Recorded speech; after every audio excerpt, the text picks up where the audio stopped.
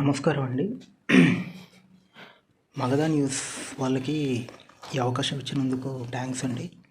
నిజానికి హిందూ సనాతన ధర్మం అనేది ఎప్పటి నుంచో ఉందండి. ఇప్పుడు వైఎస్ రాజశేఖర రెడ్డి కూడా ఒకప్పుడు 7 కొండలకి 3 కొండలు చాలు, 4 కొండలు ఎందుకని ఇష్టం వచ్చినట్టు మాట్లాడారు.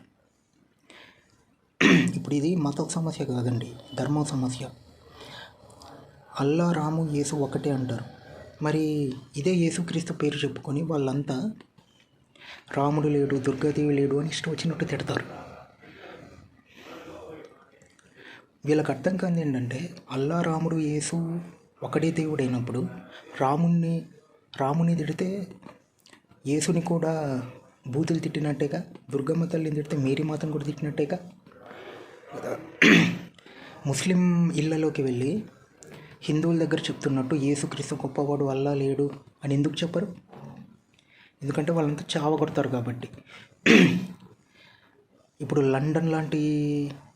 లండన్, యూరోప్ లాంటి బ్రిటిష్ ఏరియాస్లో కూడా ఆ బోర్డర్లో ఉన్న మైగ్రెంట్స్ అందరూ అటువైపు వెళ్ళి కొంతకాలానికి ఈరోజు ఇదిగో